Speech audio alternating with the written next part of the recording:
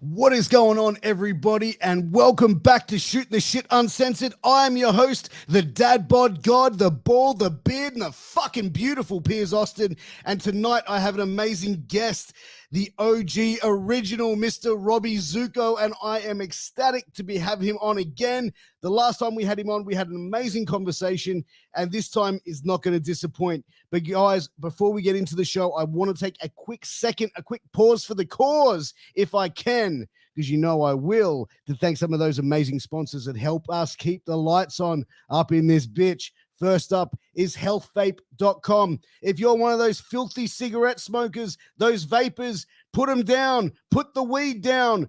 Contact healthvape.com. Use promo code MWAPOD to check out some of their vape and pod products. All of their products, no nicotine, no addictive or harmful chemicals, and they're vitamin infused. So make sure you go and check them out. Use that promo code MWAPOD to get a 10% discount on your final purchase. Next up, guys, you got to check out sleefs.com. That's SLEEFS, sleefs.com. If you or someone you know is an athlete, you need to check out Sleefs. They've got armbands, compression pants, compression shorts, boots, mouth guards. They've even got these dirty boxes, which you always hear me raving about, the dirty boxes. Guys, seriously, they're the only boxes I wear now. I'm an active guy. I'm a father of 3. I'm a full-time worker. I go to the gym. I do podcasts. I'm always on the go. These boxes stay fresh. They stay dry, and they've got a cool, funky design on all the front of them. So when the belt buckle comes undone at the end of the night, your partner can get a little bit of an extra giggle when they see what's on the front of your dirty boxes. So check them out. Use that promo code MWAPOD to get a 10% discount on that final purchase. Guys, wherever you are finding us on the MWA Podcast Network, do me a favor.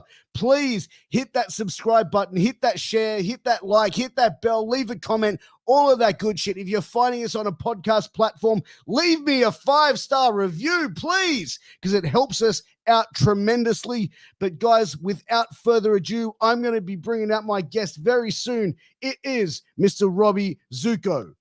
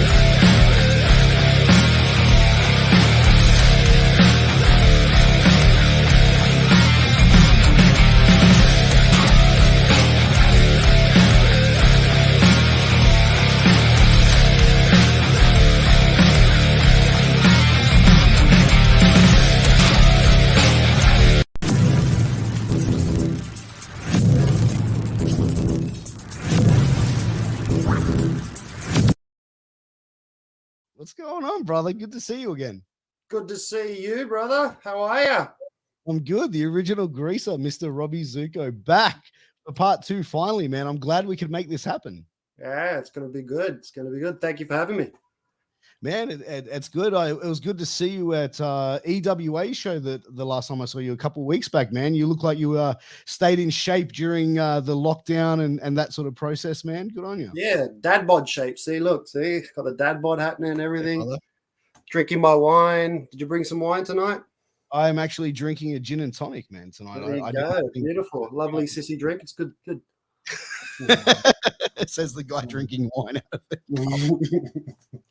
But dude, it's good to have you back on, man. Last time, like I said, it was one of those conversations, dude, where I felt like it could have gone on forever, man. Honestly, like it was really good to have you on and talk to you, and I'm excited to have you on now. But dude, like as far as like wrestling, now 2022, what's your mindset? What's your like? Do you have goals left in the business? Is there anything left for you to go, you know what, that's a goal I want to sort of tick off the bucket list? Yeah, I do. I've got the mindset right now where I've been wrestling a lot lately, and I've been wrestling a lot of good guys. So I guess I think it's just probably about time I start, promoting myself a little bit more, which I neglected back in the past. So I'm just trying to, I want to get my name out there just a little bit more. But yeah, of course, I'm here. I'm the older guy. I'm not an idiot. I understand. I'm here to help people as well. So, if I can't be, at the top of the mountain, I'm happy to push on the way. So, yeah, and I think that that's a good way to look at it. But I think that there's still plenty of left, for you to accomplish in Australian wrestling. Absolutely. Man. Like, you've always been a solid performer, and the match I saw you against EWA, against the young up and coming talent as well. You guys put on an amazing match. Yeah, no, he's a really good worker, very underrated worker. He just knows what to do. And it's really hard to work with guys that just know what they're doing. So, he's very accomplished. I really like Kasai Jordan.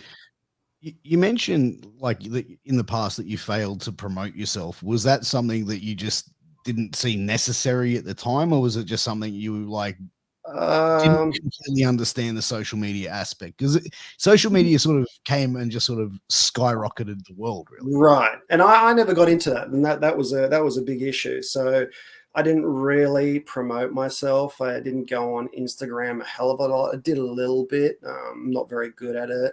Facebook. So I'll shoot some things off every now and then, but it's just one of those things where I just was never really good at. But now social media is here. It's a little bit easier to promote yourself, to get your name out there, where before we didn't have social media. So our promotion was going to a venue, hopefully doing a meet and greet, hopefully getting an interview. Hopefully people will see it on a website or WNA or whatever they had back then. And then that was it. So it was difficult. We didn't have TV either. So you weren't really promoted, in that way. So we stayed stagnant. Do you think back then, as far as promotion goes, because we talk early 2000s when you were coming in and Billy Cole and guys like that. 2000s, shit, really? He was in the 90s, wasn't he? He came late 90s. Yeah, 99. Yeah. But, as far as promotion goes back then, do you think if you guys had the technology which is around today, how do you guys think that you guys would have fared in as far as being up against the talent of today, which is high with social media, etc.? It was really hard to tell. We were younger, obviously. We would have been more enthusiastic about it.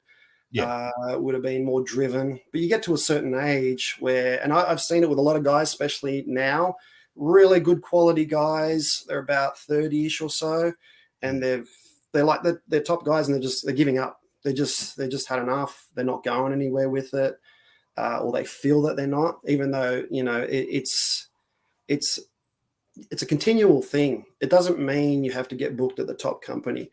Or do it that way. You could be lucky enough to go there after a couple of years of training, or you could, swindle around like all other other athletes did, for 20, 30 years, and then, go in smaller promotions, and then eventually you might get a little bit of a break. So it just depends. It's the luck of the draw, though, really, with wrestling. It's right time, right place.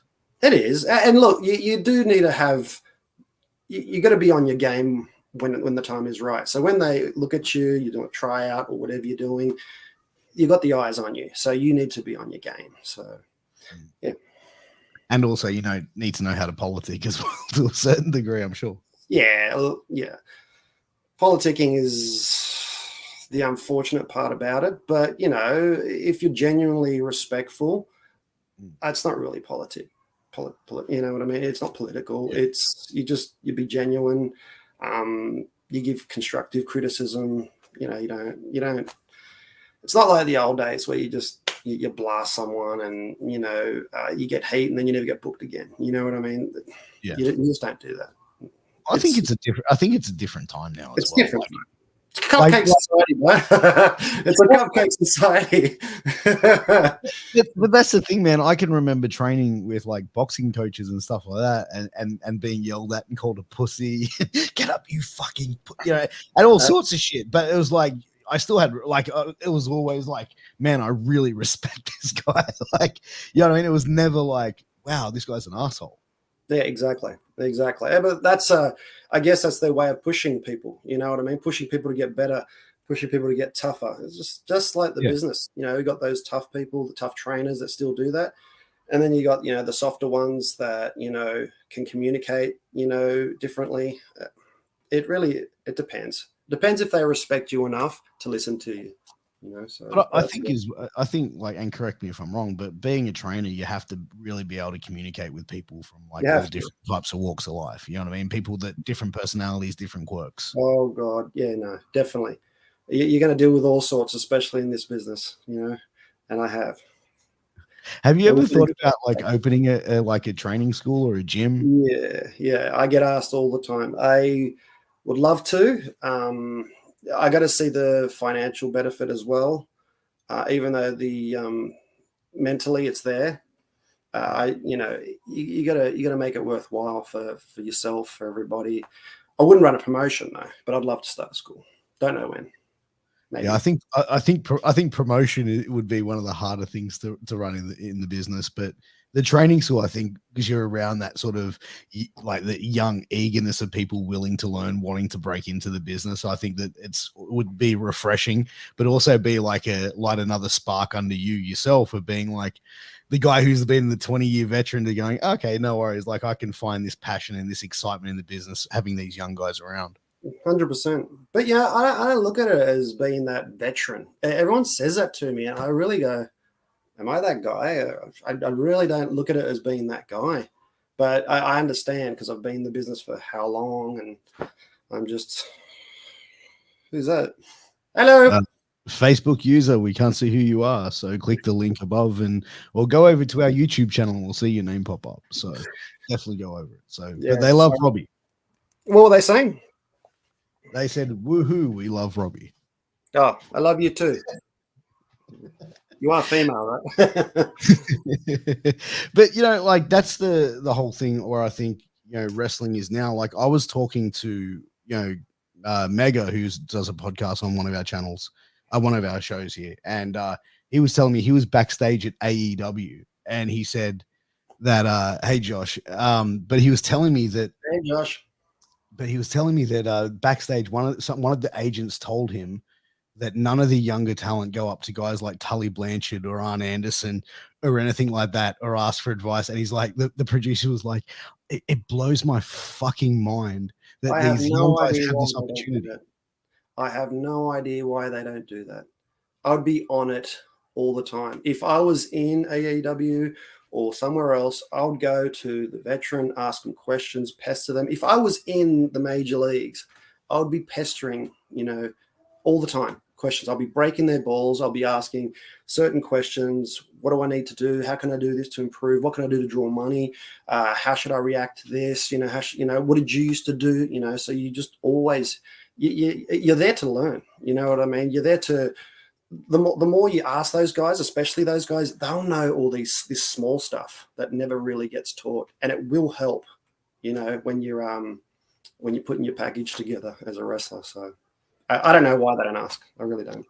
Do you think it could be like intimidation? Like, oh fuck, no, I can't go up to you know what I mean? Yeah. Or do you think it's like, nah, man, I'm on fucking TV every week. What's this guy? No. It can be intimidation, but also there is guys that look at it and go, you know what?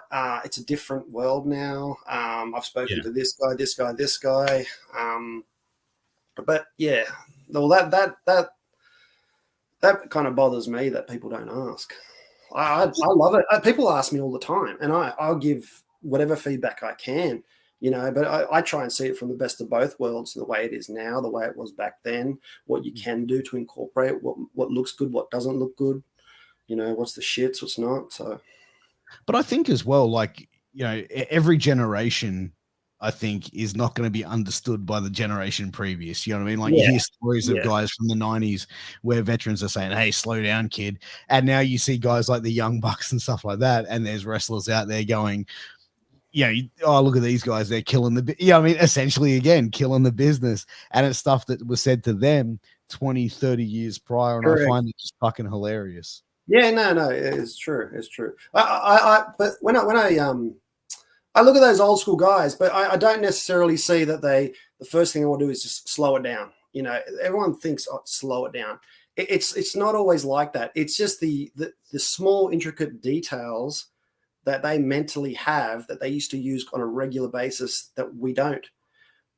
But in saying that, we've got the athleticism and a lot more knowledge to do things.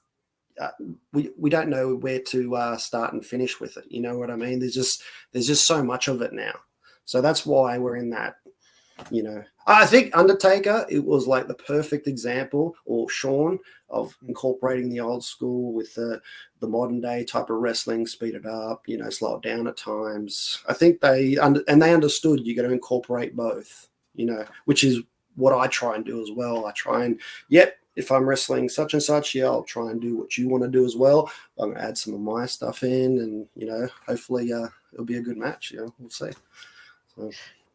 As far as like, wrestling different styles, like, do you prefer to wrestle because you wrestle as a tag team as well as a single? Like, do you have a preference in what you prefer to do? Like, do you prefer to work a tag over a single, or like, what's your preference in that? I love singles. I love being a babyface. As a tag, it's fun too. A tag, you work less, obviously. The only benefits I think about a tag is that when you're outside the ring, you can actually think of the next thing straight away. Where when you're out there, you're not normally just reacting. Okay, you know, as long as it's a body slam, no, I'm going to suplex, and I'm going to hip toss, drop kick, whatever. So I say singles. I prefer singles. I like singles. I like being a babyface. I like this character that I use as a babyface a lot more. It was started off as a heel, Yeah, but I actually think it works as a babyface too. You know what I mean? Fonz wasn't a bad guy, was he? no, he wasn't. Yeah, neither was Danny Zuko in Greece. Yeah, right. So what's going on here? So Maybe I had to misunderstood at introduce times. it, had to look slimy for a bit, and then as Yeah. over time, my hair didn't look as greasy, just looked a little bit greasy, and you know, trying to look a little bit cooler, not as daggy. Used to have the daggy look. You know, Yeah. put the pants up higher. You know, just look as heelish, and you know, you look stupid. You know what I mean? Which is the idea. You know, you don't want to look cool. Right. Yeah. So now I'm trying to look a little bit cooler, whatever I can with this dad bod. So, But like, as far as like working heel and babyface, I think I said this when I had you on the first time, is like your character changing small intricacies of it can go either way. Like a correct. heel or a babyface. Like if you heard Booker T once say, he goes, the difference when I work heel and babyface, when I come to the ring, I smile. Yep. That's it. Yes, that's the only fucking difference. And I'm just like, Pretty much. Yeah, we use the same move set. You know what I mean? And yeah, you probably wrestle a little bit more. You know what I mean? You know, you use a lot more wrestling moves. You try and tend to not cheat as much. but it Depends on depends how who pissed off you are, right? It just depends yeah. on how pissed off you are. That's the idea, you know. So what comes natural to me, smiling, greeting people, saying hello. It's in my nature. You know what I mean? Yeah. So it's I It can makes sense. feel, you Yeah. know, I'll do the job, but yeah, I'm a natural baby face. So But that's funny because you talk to a lot of guys and girls in the business, and it's like, oh, I love being a heel. But it's like being a good baby face. Like everyone, like I think a lot of people may think it's easy to be a baby face, just go out there and slap hands and all that. But I think there's a good part of like psychology and storytelling to pull off being a really good baby face. absolutely. You look at the guys that used to do it beforehand, even the modern day guys now. I mean, yeah, they use a lot more aerial tactics now, a little bit. They can cheat every now and then, but you're just so clean cut. You just didn't do anything like that. And when I'm a babyface, I don't touch. I don't go for a choke. I won't rake the eye. I won't. You know, I won't hit first. That's one thing baby faces forget to do. Hit first. You don't hit them in the back. You turn them around, then you clock them. So if you're going up to someone behind, you turn them around as a baby face, then you clock. Where people are going up and baby faces are hitting them from behind. Well, already you've lost something from the audience. You know what I mean? You lost the credibility there. Turn them around, whack them, boom, so they see you. So Yeah, and I think by hitting him in the back, then it creates that confusion with the audience going, well, hold on a second. Good guys don't do that. Correct. So you just got to try and be as good as possible. Wrestle, do certain moves. So, yeah. But yeah, I really enjoy your gimmick because it is such like a throwback sort of style of gimmick. And have you ever like tried to go completely 180 with it? Like, have you ever had like ideas to go, what, I want to try this really wild out there sort of like version of this gimmick? Yeah, it's in the works right now. I'm looking on, changing, the outfit a bit more glamorous, a bit more. Look a lot cooler. So, slowly I'll start to add stuff on. But yeah, I got stagnant the past year. So I think everyone I'll try and change it around. Yeah. I think everyone did. Like the past year was kind of shit though. So yeah, you can't really judge someone on that. Yeah. Well, I got certain catchphrases that I use, you know what I mean? So I can't use those as a babyface as much, It's hard to use the man with the 3 largest legs in professional wrestling as a catchphrase, or cruising for a bruising. You can say that. Best thing you can say is "eh" or "yo" or just "how you doing," type of deal. So yeah, no, 100%. I think it's cool because like I think different aspects of it, like the cruising for a bruising line, I think you could use that like easy as a babyface. Yeah, of course. The man with the 3 largest legs in professional wrestling. I pop it every time I hear that. So. I think that's too much, especially down there. Hey, relax, bro. Relax. Married man here, cuz. What nationality are you? Australian. Oh, background. Sorry. Australian. Oh, Australian. Sorry. I was going to say, I thought you had an ethnic background as well. Nah, not at all. Just the area I grew up around a lot of ethnics. So nice.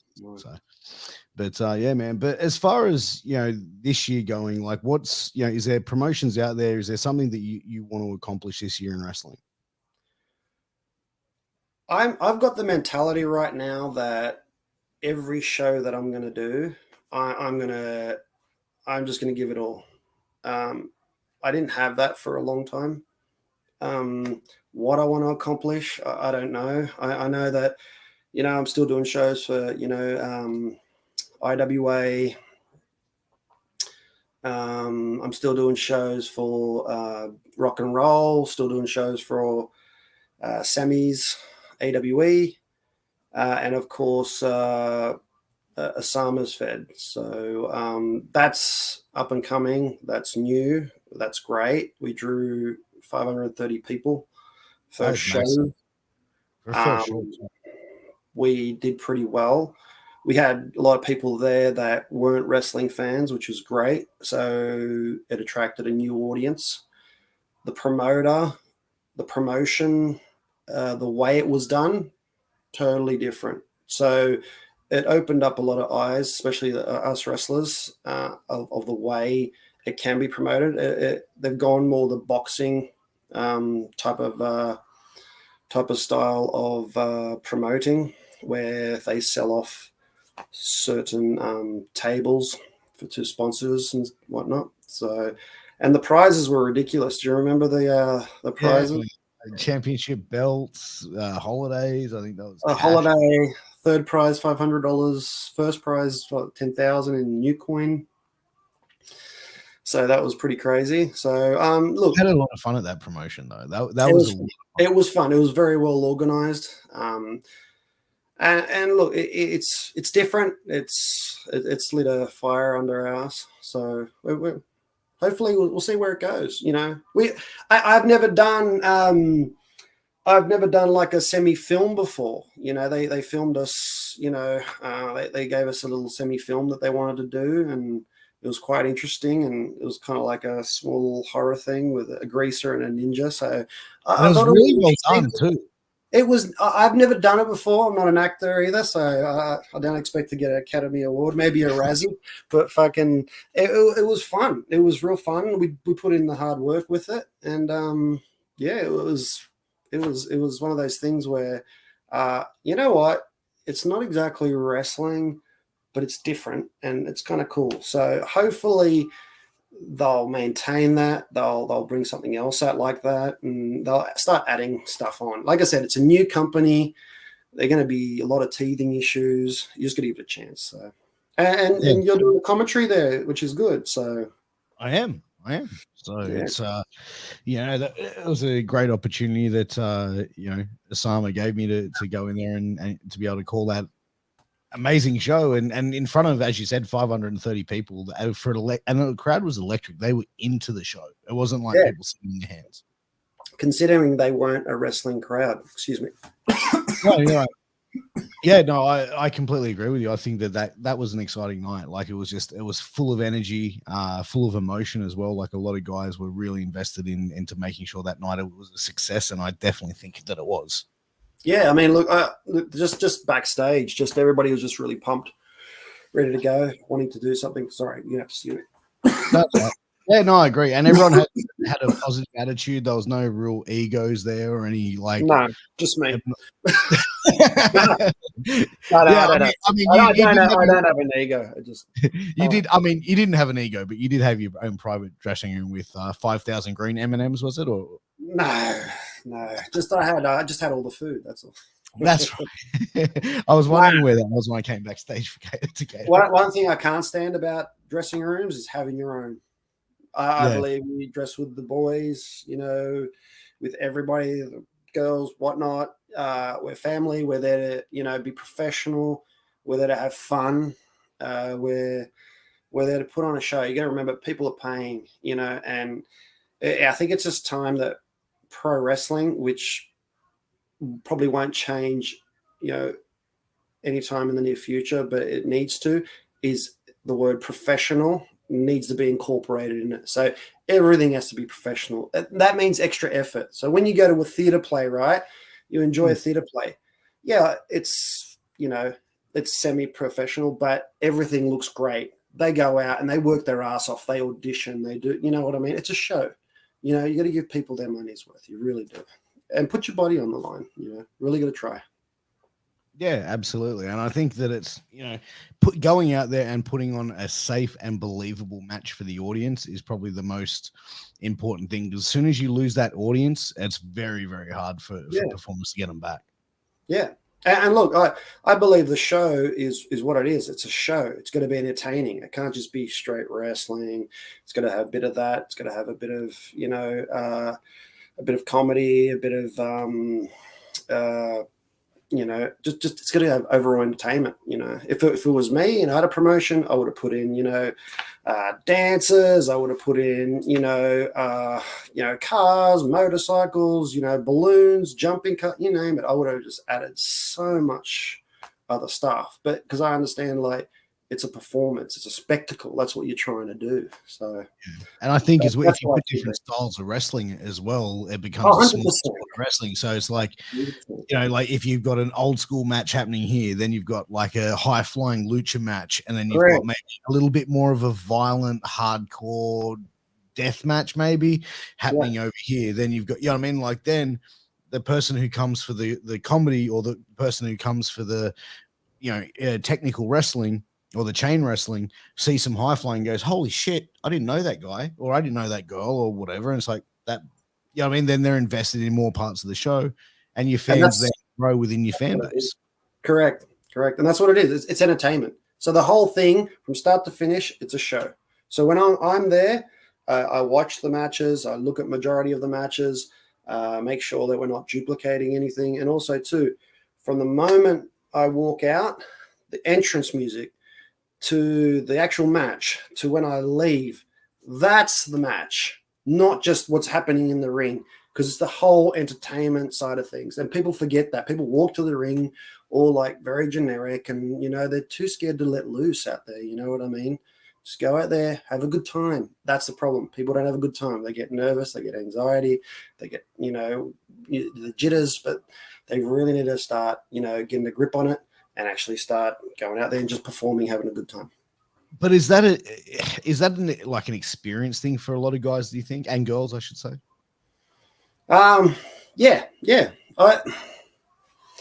Look, I've had guys that have been doing it just as long as me, and that they still crap themselves by the time, before they go out there. So it just depends. Look, the way I look at it, if you know how to work, and know how to work on the fly, this is my mentality. Mm-hmm. Then if you plan every other thing out there and you mess it up, you'll fix it in a heartbeat because you can work that way. Where if you don't know how to do that and you just plan your whole match and then you fuck it up, then what's going to happen? You're going to freeze. You're not going to know what to do. You're going to, and I've seen it. I've seen it so many times. Someone will throw someone off and the communication's just not there. They just go, and just looks like dog shit. So I think you should learn how to work on the fly and then do all those spots. I got no problems with all that high flying stuff, but learn how to do that so you get your wrestling down packs and you can come back to it, just in case, because the expert might know there's a mess up there, but the audience don't know, well, not everybody, you know what I mean? The smart marks maybe, but not everybody. 100%. Like I had Ken Dunlop on the show a couple of months ago, and he was telling me back in like the 80s and shit like that he would be booked like maybe 2 or 3 times a night, like on a Friday or a Saturday night, and would have to go from venue, hop in a taxi, go to the next venue, hop in a taxi, go to the next venue, and he'd be like, match 1 over here, match like 2 would be just after it, before intermission, match 3 would be main event. And he said none of the shit was planned. We just like literally go out there, and it's like I would get the finish in the ring going, right, I'm going over, you're going over, this is what needs to happen or whatever, and then righto, let's go. And that's how it would be. And in all honesty, a lot of people freak out when they get that, especially when you got guys that can work and they say, okay, we'll do this to the finish. And the whole time they're going like this backstage and they're running around and they're freaking out and they're going, is there anything else you want to do? No, not really. We'll figure it out. We'll be fine. You know what I mean? And then they realize, once you're out there and start moving, they feel like they've accomplished something. It's like, and there's a lot of guys that do well with it. They've never done it before. You know what I mean? Never done it before. And they do well with it. But like I said, I'm not saying you got to format your match that way. I'm saying plan stuff. But there's always that case where you overplan shit. Something's going to go wrong. So. Yeah, like I've spoken to guys from over in the States, and they've told me they've seen people like a promoter go, right, this is how the match is going to go. You're going to throw a right hand. You're going to throw a left hand. Then you're going to lock up. Then you're going to go for, I mean, like almost like sequence by sequence of what is going to happen in a 10-minute match. And like this person was telling me, I'm like, how the fuck would you remember all that? Yeah, exactly. I mean, I've had people lock up with me recently, and they lock up. I've got them in a headlock, right? And they go, they whisper in my ear, headlock takedown. I started laughing. Go, oh, yeah, okay. Like I don't know how to do that. Okay, fine. You know what I mean? So you don't need to say that type of stuff. You can just wrestle, and then whatever happens after that, you call it. So. Yeah, I mean, guys can go and do it, with people, with each other, and not even speak the same language. So yeah, 100%. If you're wrestling, and then if you can plan a couple of spots, you'll have a pretty good match as long as you're wrestling and moving. You'll be fine. But like I said, it's just getting out of the habit of not planning it for like 4 or 5 hours. I've seen guys come to the venue, and I've been sitting there just watching them plan their match, plan the fucking match. So. Shit, they've been doing it for hours, like hours. Yeah, and then they get to the match, and I'm like going, shit, that was the match. Like I could have planned nothing and did more than that. You know what I mean? Like, I'm not saying they didn't do any moves. I'm just saying it just didn't. No. The crowd didn't buy into it. It was shit because they were going through the motions. You know what I mean? They weren't listening to the crowd. There's times where you got to hear what the crowd says before you do anything. So. Oh, 100%. And like, do you go up to these guys and say, hey, look, guys, try this a different way. Try it this time, next time. You know what I mean? Like, do you try and give that advice, or do you just try and stand back and wait for them to come to you? And if they ask, then you give it. Look, I have quite a few guys that ask me to be critiqued, and they'll go, can you watch my match? I go, sure. You know what I mean? There is guys that I don't say anything at all because I don't know how they'll handle it. But if they do ask, I'll tell them the truth. Yeah. Look, and I even say this to a lot of guys too. I said, just because I'm a veteran doesn't mean I don't fuck up out there. Critique me. I say it to people, you know, should I have done this? Should I have done this?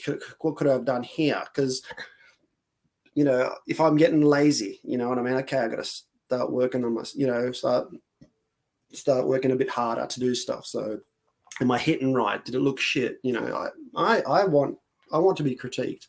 I'm learning as I go, like everybody else. No different. No ego here. Well, tonight anyway. Well, I think that as well, like, it doesn't matter how long you've been doing something. If you turn around and said, you know what, there's nothing that anybody can teach me in professional wrestling. I know absolutely everything there is inside out. I can do every move, fucking picture, fucking perfect. Quit. Time to retire and go find another fucking thing to do.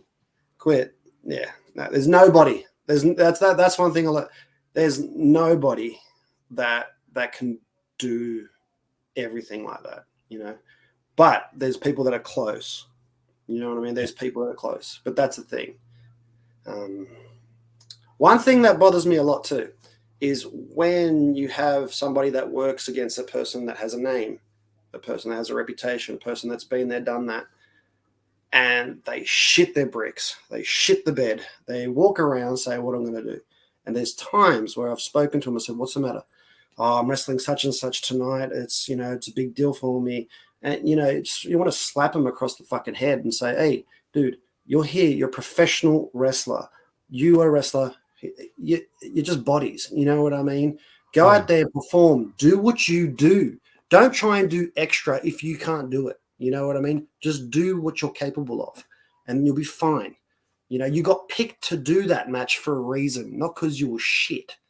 You know what I mean? So just go out there, perform your best, do what you can. You know, what's the worst that can't happen? You come backstage, you say, what could I have done better? You know, was it okay with you? And they'll critique you even better. You know what I mean? So, and you'll be better for the next stuff to walk away with. 100%, 100%. Yeah. The worst thing is when they shit the bed, nothing happens. They go backstage. They don't say shit. They don't talk. They don't do nothing. Some of them say, oh, great match. See you later. It's like, well, fuck, it was shit. You know, why don't you just actually talk about what you guys did that was, you know, wasn't so good, you know? So just, you need to critique. Constructive criticism. Cupcake Do you society. think a lot of guys don't want to hear that, though? Or a lot of people? Bad luck. That's in this industry, what I know of, when I went overseas, that's all we did. All we did, every match, you're not getting chewed out every match. You're getting constructive criticism. And the reason why is you get better. You get better each time. You get better. There's small things, you know, you get better. You know, I thought one time I was, you know, really on one time and I'd got everything right. And one guy goes to me, oh, you know, your forearm looked very weak. And I go, really? Did it? I'm thinking, and I had a look at the footage and was like, and they go, oh, shit, you know, he's 100% right. You know what I mean? Even though I had everything else. So it's just more you can learn. It's just constructive criticism. Everybody has to learn to take it. If I don't talk to you, I don't fucking like you. You know what I mean? I won't tell you shit.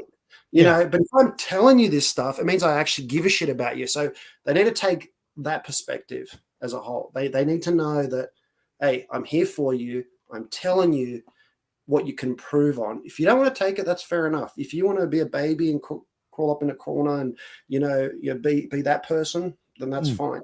But I'm trying to say to you, hey, you can be so much better if you do this, this, and this. You know, and if you want to be a better performer, you want that criticism. Right. You want that information. 100%. 100%. You know, you've come up to me. You've come up to me and asked me, you know, should I have done this? Should I have done? Yeah, no. I said, yeah, do this, and next time you can do this. You know, you can improve on. You know what I mean? And me too. You know, when I'm speaking, should I have done this? Should I have said this? Did I say this wrong? Did it not come off right? You know, maybe I won't say that again. You know what I mean? You do need that constructive criticism. Yeah, and I think it's one thing to ask for it, and it's another thing to ask and listen. And it's like, I can imagine a lot of people go, hey, Robbie, how's my match? Yeah, well, okay. Yeah, it was good. Yeah, okay, cool. Yeah. Does that happen at all? Yeah, that happens. They're looking for validation more than criticism. Yeah, look, I asked for constructive criticism, you know, from time to time. People go, "Oh no, it was good." I said, "Bro, no."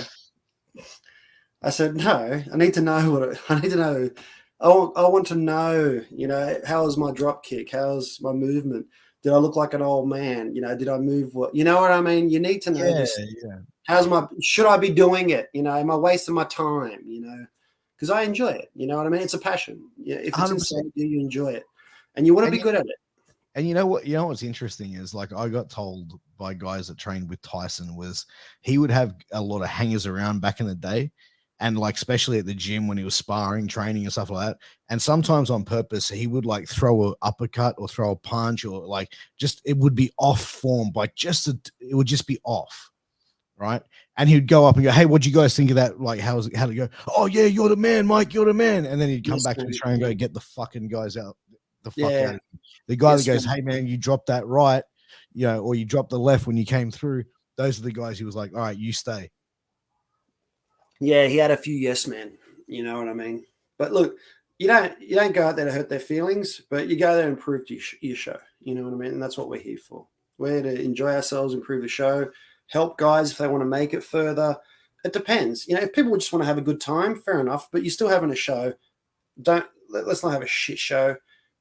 Put a solid performance in, be entertaining, compensate for your weaknesses if whatever you've got, and then go from there. So, have you ever seen like internationals come down here and how are they backstage? Are they usually pretty welcoming, or not welcoming, but are they usually pretty like forthcoming with information and feedback, or they usually stick to themselves when they're in the locker rooms? We had when I worked with Chris Hero when he was down here a long time ago. He was cool. He was very constructive. We spoke about certain things. He even asked me for feedback on certain things. I think Chelsea Green, when she came here, she asked for feedback, and which is kind of cool. I'm like, going, "You asking me for feedback? Cool."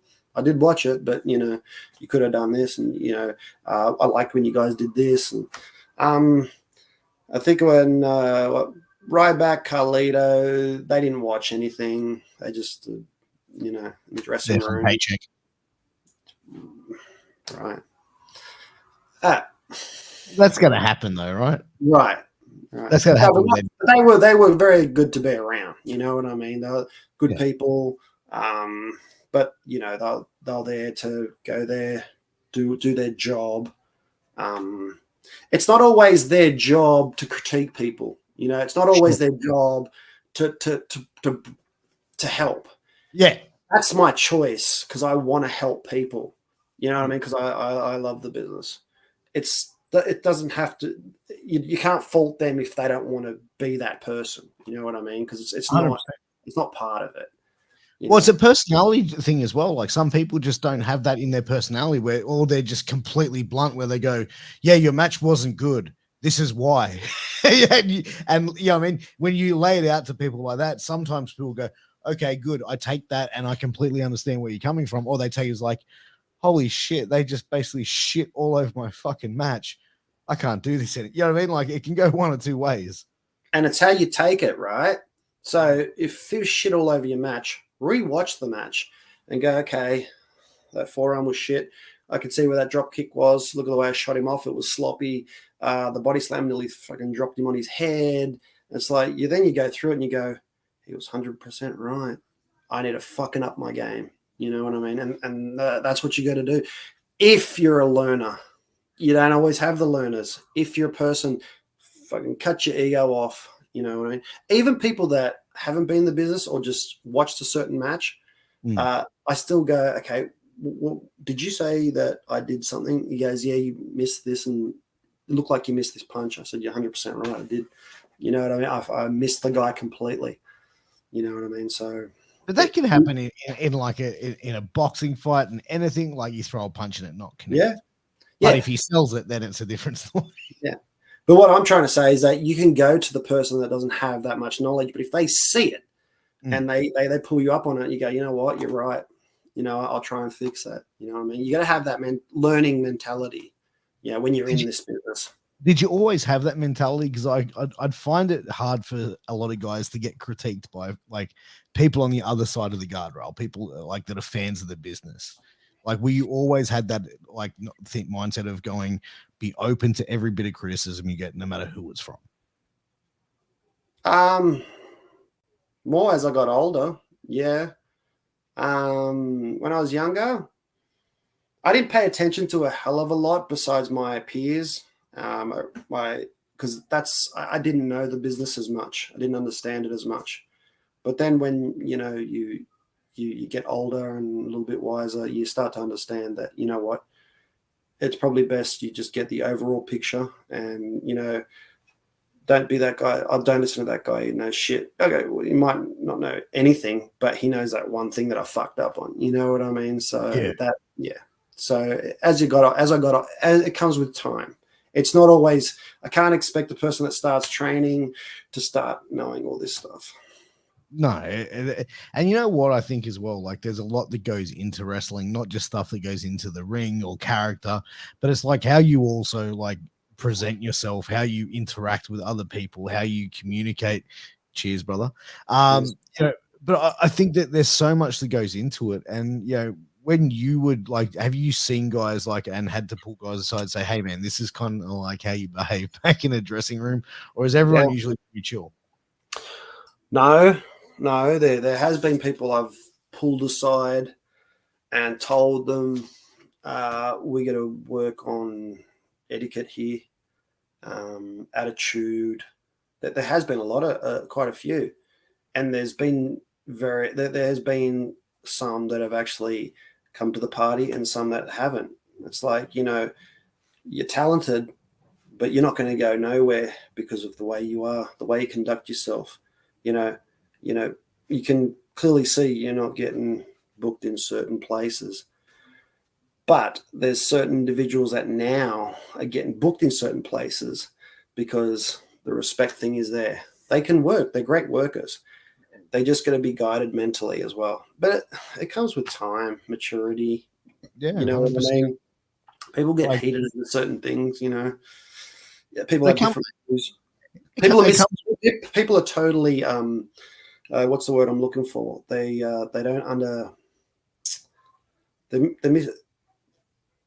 misunderstood on the way they are. You know what I mean? Sorry, I cut you off. But yeah, they're misunderstood. I was just going to say, like, a lot of people, like, especially like in their early 20s and stuff like that. Like, if you're in your early 20s, that you're still kind of growing as a human being. You're still growing as an adult. Like, I'm almost 40. Like, I'm not saying I know it all, and I'm not saying I'm the most mature person in the world or whatever the fuck. But I think what you say when you're like 21, 22, you can't really be made to be, you know what I mean? Like, you're going to say some dumb shit at that age. And I think society and also the business needs to understand, hey, we've got young people around in the business. They're going to say some dumb shit. Let's just educate them instead of extradite them. Correct. You know what I mean? Correct. And that's what I do. If I see someone that people are writing off or whatnot and saying, they're assholes, they're this and that. Okay. I'll go speak to them because if I know you're talented, I'll try and help you.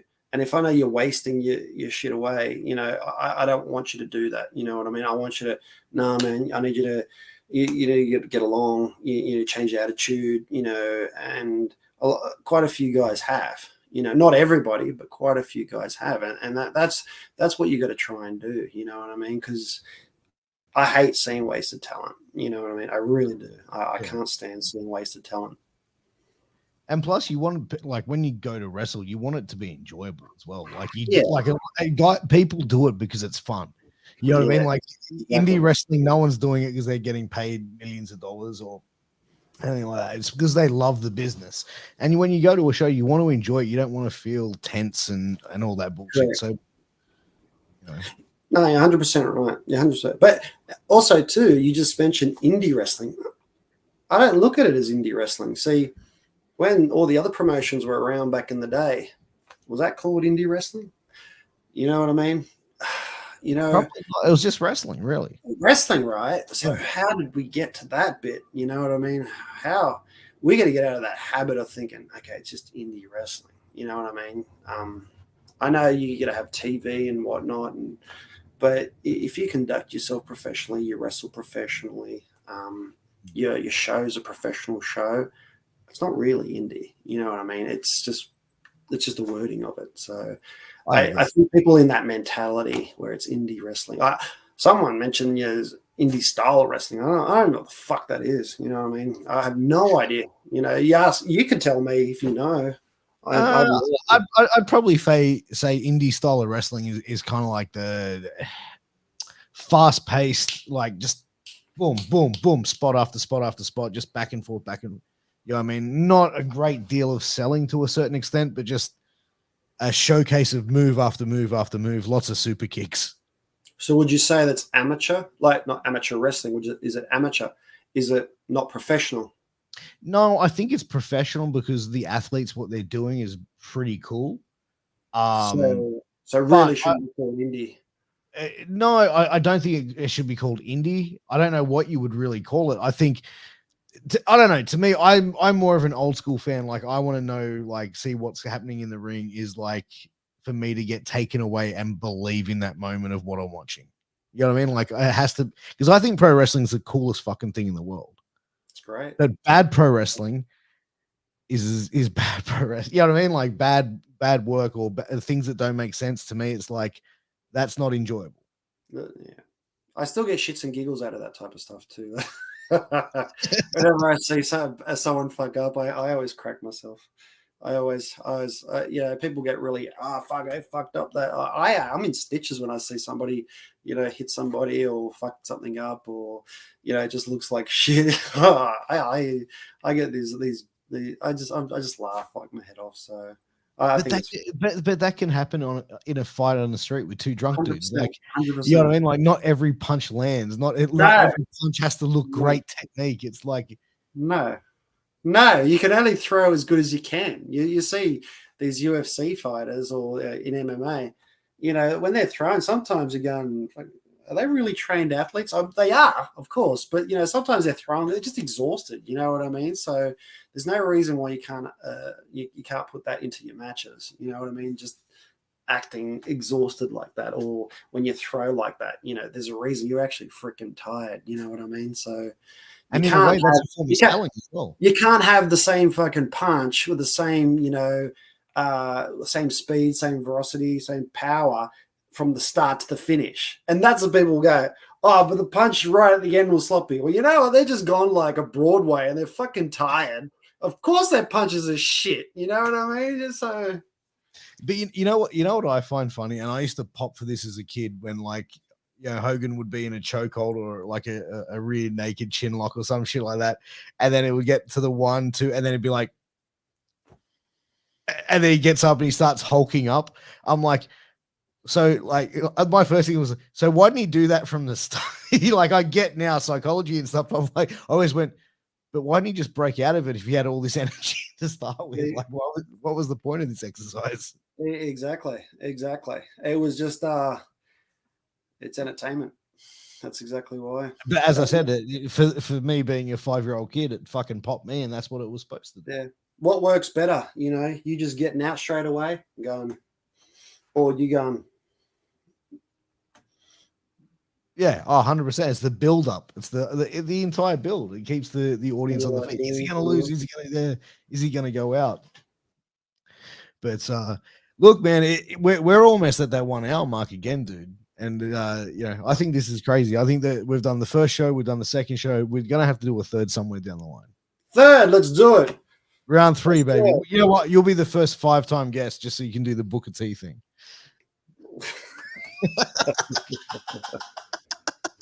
You didn't do my intro today. I noticed you didn't do an intro. Or did you? I did do an intro. But I will do it. Ladies and gentlemen, my guest for this evening, the man with the 3 largest legs in professional wrestling, the original greaser, Mr. Robbie Zucco. There you got it. There you go. Thank you for having me. Appreciate it, eh? Hey, man, it's been an absolute pleasure. And like I said, dude, we definitely have to get you on for a part 3. But, man, you got a show coming up this Friday night for AWE out at 5 night. Yeah, no, it should be fun. I always enjoy myself when I have shows on. So, you know, I'm tagging with Tristan. So, you know, You guys working? the original Greasers back together again. So, it Who should you be guys fun. wrestling this Friday? Do you know yet? The European Connection. Oh, that's going to be a fun match. I'm loser the Serb. Let's meet. Oh, mate, carousel. I'm looking forward to it, man. I'll be there as well. But look, guys, thank you to everyone who tuned in live. Thank you for everyone who tuned in afterwards. We appreciate you here at the MWA Podcast Network. As I said at the top of the broadcast, make sure you do me a favor, hit that subscribe button, like, share, all that good shit. Also, make sure you go and check out our sponsors, healthvape.com and sleeves.com. Use promo code MWAPOD to get a 10% discount. But guys, without further ado, we're going to ride off in the sunset. Robbie's got the glasses on. You know he means business. But man, thank you again for being on the show. It's been an absolute pleasure. And yeah, let's organize part 3. Absolutely. Thank you so much. Appreciate it. No worries. Peace out. Bye.